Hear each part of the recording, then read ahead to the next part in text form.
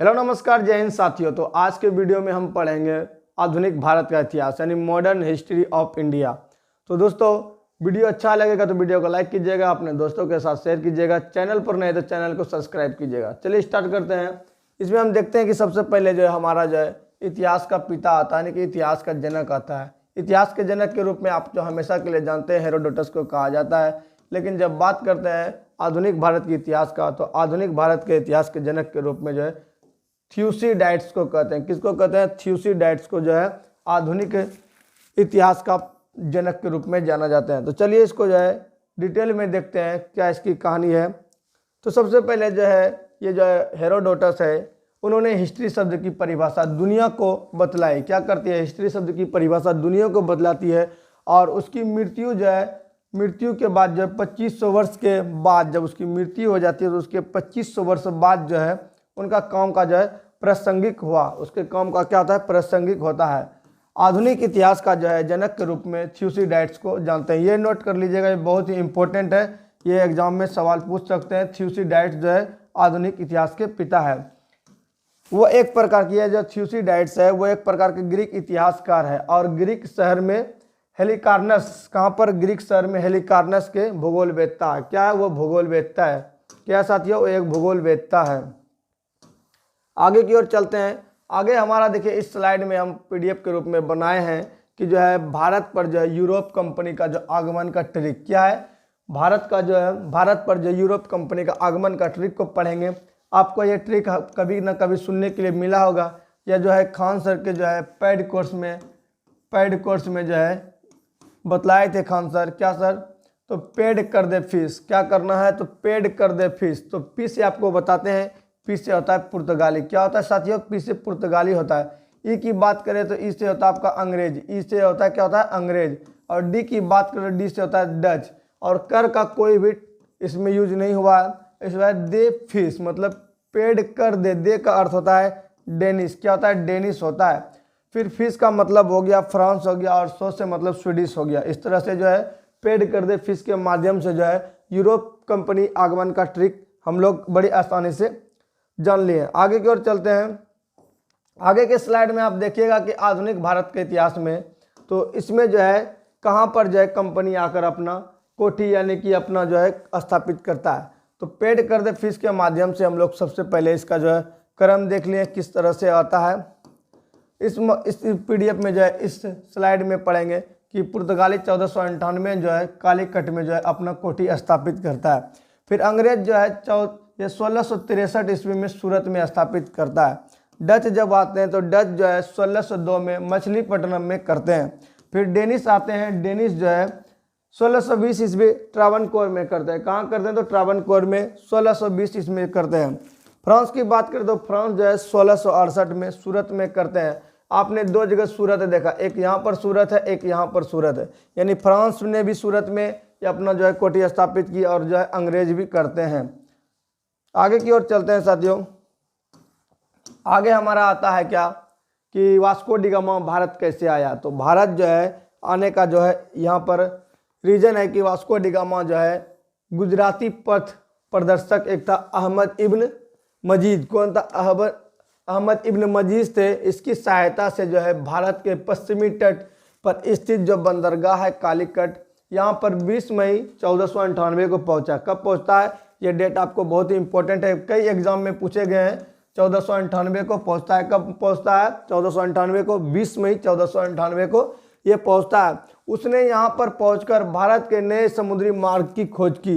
यहाँ पर आकर क्या करते हैं? तो ये जो है भारत के लिए एक नए समुद्री मार्ग की खोज करते हैं। कालीकट के तत्कालिक शासक थे, एक इनका नाम था जमोरिन। क्या नाम था? जमोरिन। वहाँ पर सुल्तान शब्द नहीं होता, जमोरिन शब्द का प्रयोग होता था।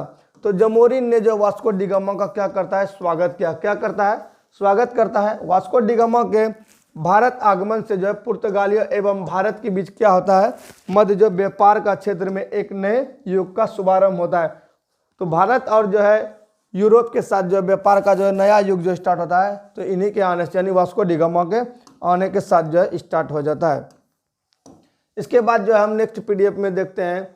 तो यहाँ पर देख सकते हैं कि वास्को डी गामा ने काली मिर्च के व्यापार क्या किया था? तो काली मिर्च का व्यापार से 60 60 गुना से अधिक, कहीं कहीं पर 64 दिया रहता है तो लेकिन जो है 60 ही आपको लगानी है। तो 60 गुना से अधिक मुनाफा कमाया, जिससे कि अन्य पुर्तगाली व्यापारियों को भी प्रोत्साहन मिला।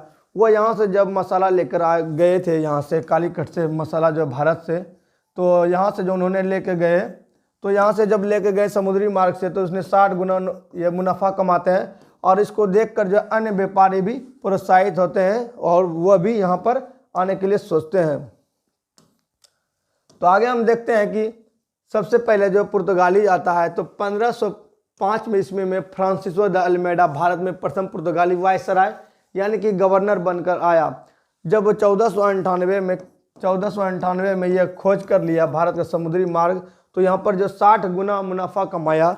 उसके बाद जो है वहाँ से जो है 1505 ईस्वी में जो है फ्रांसिस्को द अल्मेडा, यह नाम बहुत ही इंपॉर्टेंट है, फ्रांसिस्को द अल्मेडा जो है भारत में प्रथम पुर्तगाली वायसराय एवं गवर्नर बनकर आया। तो भारत में प्रथम वायसराय एवं गवर्नर बन के जो आया था, क्या नाम था उसका नाम बताना है, फ्रांसिस्को द अल्मेडा। उसके बाद आता है व्यापारिक हितों के परिक्षेपीय में हिंद महासागर प्रभुत्व स्थापित करने के लिए अल्मेडा, ये जो अल्मेडा क्या करते हैं, ब्लू वाटर पॉलिसी चलाते हैं। क्या ब्लू वाटर पॉलिसी चलाते हैं, अर्थात नीला जल की नीति का प्रतिपादन किया। यह जो है ब्लू वाटर पॉलिसी चलाते हैं, जिसको कि नीला जल नीति कहते हैं। अल्मेडा के बाद साथियों फ्रांसिस्को द अल्बुकर्क आता है। कौन आता है, अल्फोंसो द अल्बुकर्क आता है, जो कि 1509 ईस्वी में यह गवर्नर बनकर आता है। क्या बनकर आता है, गवर्नर बनकर आता है। सबसे पहले कौन आता है, तो अल्मेडा या फ्रांसिस्को द अल्मेडा, फिर कौन आता है, फ्रांसिस्को द अल्बुकर्क आता है। इसने जो ब्लू वाटर पॉलिसी चलाई फ्रांसिस्को द अल्मेडा ने।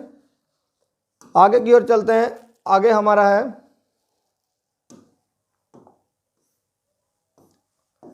आगे जो आता है अल्बुकर्क आते हैं। अल्बुकर्क क्या करते हैं, उसने जब 1510 ईस्वी में, कब 1510 ईस्वी में बीजापुर के शासक यूसुफ आदिल शाह से गोवा छीनकर अपने अधिकार में कर लिया।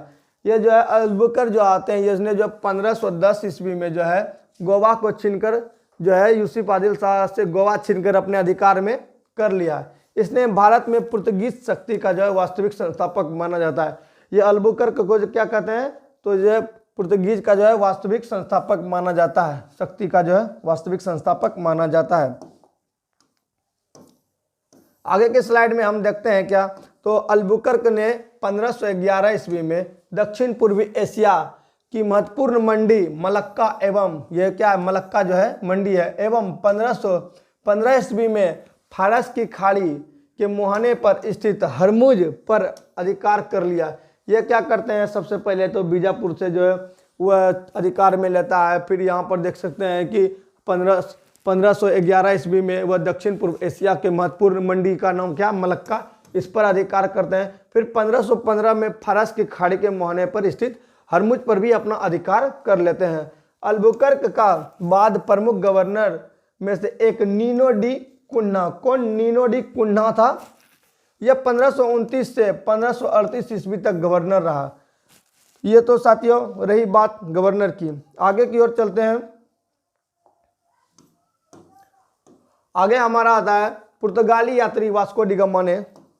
फिर पुर्तगाली यात्री वास्को डी गामा की बात करते हैं, तो यात्री वास्को डी गामा ने भारत की मार्ग मूलतः इटली निवासी तथा स्पेन द्वारा, ये देखिए भारत की खोज जो है ये जो है वास्को, ये जो पुर्तगाली था वास्को डी गामा ने, और फिर इटली निवासी तथा स्पेन द्वारा वित्त पोषित यात्री कोलंबस ने, ये स्पेन के द्वारा जो वित्त पोषित उसको जो है खर्चा पानी दिया था, उसके द्वारा जो है कोलंबस ने अमेरिका की जो यहाँ पर जो वास्को डी गामा है ये भारत के, और यहाँ पर जो है ये जो नाम दिया गया है इटली का मूल निवासी स्पेन द्वारा जो वित्त पोषित था कोलंबस, इसने अमेरिका की खोज की।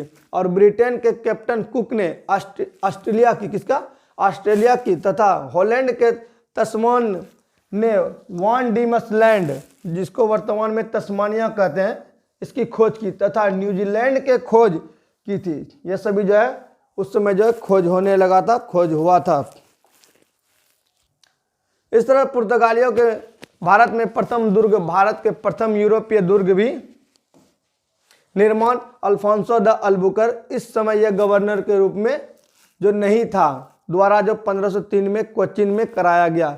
यहाँ पर आता है क्या, जो यहाँ पर पुर्तगालियों के द्वारा जो है भारत में दुर्ग यानी कोठी का निर्माण जो है, किले का निर्माण जो है करवाया गया था। किसके समय, जो अल्फांसो द अल्बुकर के समय, लेकिन इस समय वह गवर्नर नहीं था। 1503 ईस्वी में कोचीन में कराया गया। कहाँ पर कराया गया, तो कोचीन में कराया गया। फिर आता अंजी द्वीप एवं कन्नानौर में पुर्तगालियों द्वारा निर्माण फ्रांसिसो द अल्मीडा द्वारा करवाया गया। यह जो है यहाँ पर एक आपके पास आया है कि निर्माण जो है अल्फांसो द अल्मीडा द्वारा 1505 ईस्वी में कराया गया। यह अंजी द्वीप एवं कन्नौर में पुर्तगालियों जो है पुर्तगाली दुर्गों का जो निर्माण करवाता है फ्रांसिसो द अल्मीडा ने, यह भी आपको याद रखना है। मध्यकाल में जो है सर्वप्रथम भारत से व्यापार संबंध में स्थापित कराने वाले पुर्तगाली थे।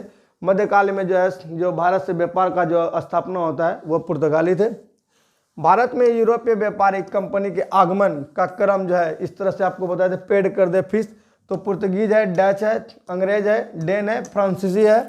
भारत में पुर्तगाली सबसे पहले आए।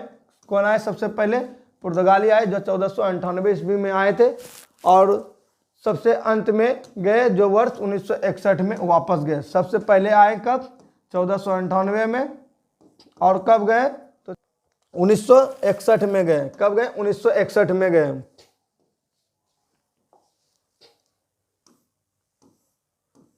यहाँ पर क्या, वो गोवा का जो गवर्नर था पुर्तगाली गवर्नर जनरल मैनुअल एंटोनियोस वास सालो एवं सिल्वा 1958 से 1961 तक था। भारत की स्वतंत्रता प्राप्ति के दौरान गोवा का गवर्नर जनरल जोसे फरेइरा बोस्सा कौन था, जोसे फरेइरा बोस्सा। यह भी सवाल पूछा जा सकता है कि भारत की स्वतंत्रता के समय जो है गोवा का जो है कौन गवर्नर था, तो आपको याद रखना है कौन, फरेइरा बोस्सा। कौन याद रखना है, फरेइरा बोस्सा।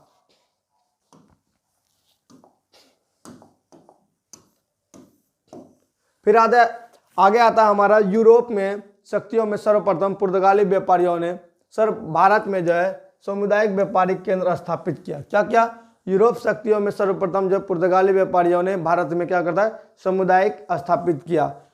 पुर्तगालियों ने 1503 ईस्वी में कोचीन में सबसे पहले फैक्ट्री तथा 1505 ईस्वी में कन्नूर में अपनी दूसरी फैक्ट्री स्थापित की। सबसे पहले कोचीन में करता है, फिर कन्नूर में करता है।